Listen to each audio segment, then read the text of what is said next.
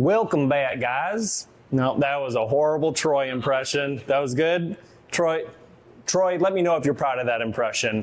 But welcome back, guys. My name is Chris with Counterintelligence, and as you can tell, Troy is out of town. Troy and Rick are currently over in Texas. They're doing a couple training classes in Houston and Dallas, showing people how to make their own sample boards and do the epoxy stone just like this. We just had a class here in Phoenix doing that exact same thing. It was a total blast. Everyone's piece turned out really good, especially for their first one.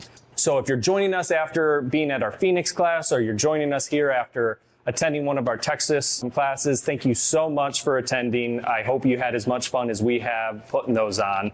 I know Troy and Rick are out there just having a blast. But you don't know me, and that's because I'm normally on the other side of the camera. I'm usually filming Troy doing all these different pours, and next week is actually going to be my 1-year anniversary with Counterintelligence. And in that 1 year, I've never poured epoxy, but I've watched it a lot. I've watched countless sample boards, countless jobs, mostly with Troy, but also with some of our other franchises and different people here that can pour epoxy. So I've watched a lot of it, and I wanted to challenge myself and kind of surprise Troy while he's out of town and do my very first sample board. So the goal of this video and this board is to hopefully not embarrass Troy, to hopefully prove Troy right that in the year span that I've been here, I've learned a lot from him. So I'm going to do a little hand marble today, and we're going to hope that it turns out great. For colors, I chose liquid black, liquid gray, our metallic silver, and then to get a little spicy, I got sky blue. Now, the sky blue is a really cool color because when it hits the liquid black pigment, it tends to actually turn into like a green. So there's pockets of blue, there's pockets of green. It's a really cool color. So right now, I'm actually pretty nervous. You would think after watching a year's worth of these that I would be very confident in being able to do it. But now that I'm right here, the stakes are high. So I'm just gonna try and remember everything that Troy has taught me, be random, and we'll see how it goes. So I'm gonna start with the liquid black.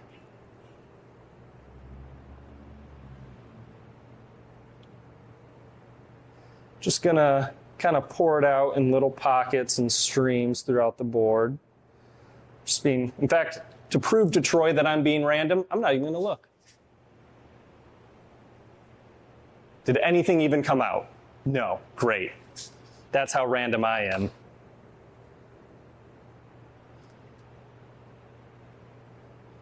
All right, I'm gonna move on to our liquid gray.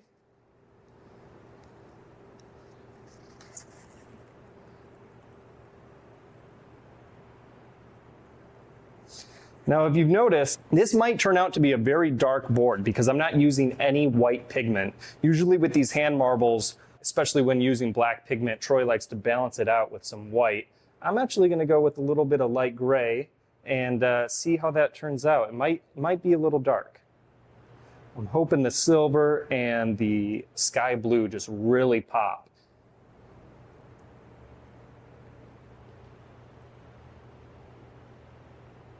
Be random, be random. I always joke when people come in either for the training classes or their actual franchise training that Troy makes it look really easy. And I'm learning that firsthand right now because right now I'm not feeling too confident about this. I know that this is exactly how a lot of his boards start out with, but I don't know.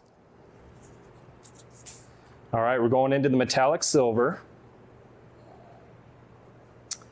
I thought while I do these sample boards, I'd kind of fill you in more about Troy in ways that he doesn't. So here's some Troy facts that are 100% true. He may deny them at some point, but when Troy's not pouring epoxy, his favorite thing to do is to actually have day-long marathons of watching Oprah Winfrey. He has his favorite episodes, and he just watches them on repeat, has a good cry.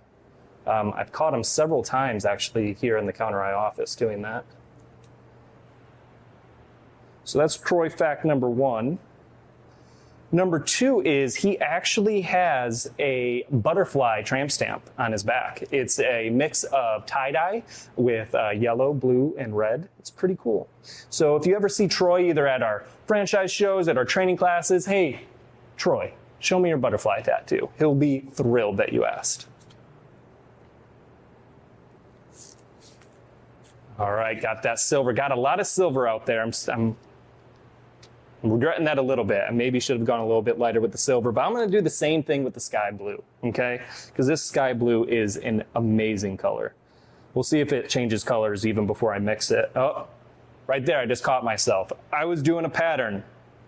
Troy would be disappointed. Be random. Be random. All over. Oh yeah, this sky blue is popping.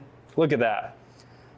You know, we got this nice blue river, but then on the edges, it's already turning that kind of light green. That's going to turn out really cool, I bet. I'm hoping. We'll see. Troy fact number 3. By the time you're watching this, he may have fired me. So, we'll see. All right, the hard part is over. I have dumped out all the color. Now, the next step is to wipe my hand through it and kind of mix the pigments together. And by the way, just because I've done this or I've watched this countless times over the past year, I still just 5 minutes ago rewatched a hand marble video that Troy did just to make sure I didn't miss any nuance or little tips here and there. So I should be good to go. And if you've never done this before, definitely watch a lot of our videos or other people's videos before you attempt the technique that you're going to try. All right, here goes nothing. And this feels weird. Nice random strokes, short, long, everywhere. Just trying to cover the board right now. I'm going to try and go with a nice flow from left to right for the rest of these, as random as I can, instead of going this way on the board. I think this area is going to turn out really cool. I'm going to try not to mess with that too much.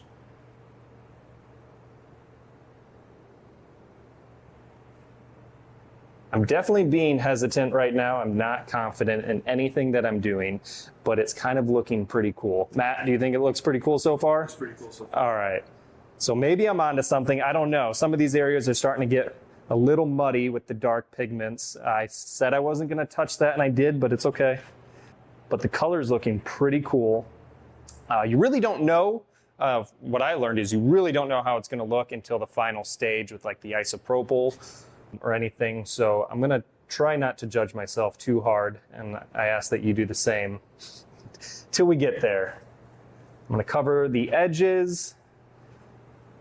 Troy would be very disappointed if he came back to see this and my edges were not covered and there were dry spots on the board. So I'm going to do a quick glance. I've noticed that I had some epoxy on my hand that when I picked up my hand, it started to drip out. And now I've got these like kind of shoestrings throughout the piece. Troy would tell you that does not look natural. So I'm going to try and mess with those a little bit more. I don't want to overwork the piece, but I definitely want to get rid of some of these little strings of epoxy that are going around. All right. You know what? It looks pretty good, even with some of these. I don't want to lose the artwork that I have. I think this is actually about to turn out really cool when I hit the isopropyl. All right, the magic moment. Is this actually going to turn out the way I was hoping? Is Troy going to be proud, or is he going to be very embarrassed and probably ask me to take this off YouTube? We'll find out.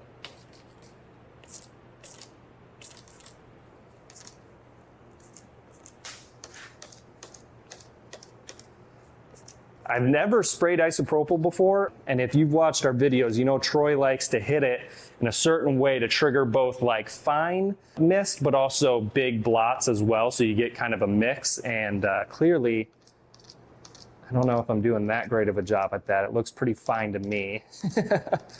Well, I don't want to over flood it with the isopropyl either, so I'm just going to let it be. But honestly, this is pretty awesome. For my first board, first time ever touching epoxy, I would gladly have a coffee table like this or a cool desk. I've been telling Troy I want to do my desk in my office pretty soon because it's a little boring. It's some natural wood. It needs a little flair to it, and I think this is actually exactly what I would want. So Matt, if you want to come up close and show the people all the different pigments being fractured from that isopropyl. I love this pocket right here with the white. That looks pretty natural to me with this blue and everything. That looks, I knew that was probably going to be my favorite part of the board, and I was right. Actually, it's funny. You got spots here and here that look like I did put white in here. I didn't. Like I said, we used liquid gray, liquid black, metallic silver, and metallic sky blue, and yet it does look like there's some hints of white in here, which is pretty cool. Just goes to show you how dynamic these pigments can really be when you mix them together. Well, guys, I'm pretty proud of this piece, actually. I'm going to try and advocate for this to go up on our board. If you've been to our shop here at Countertops, you know that we have this really cool sample board wall out in our warehouse where Troy has pieces, and we let each one of our new franchises create a sample board to go up on the wall. And to be honest, I think this is worthy of the wall. Let me know in the comments if you think this is wall worthy, if you think this is good for my first try, and if I should keep trying epoxy. Because honestly, I got really nervous going into this, but now I'm feeling pretty confident. I'm feeling kind of cocky, actually. I think I could take on an entire kitchen. I really can't. But thanks for watching.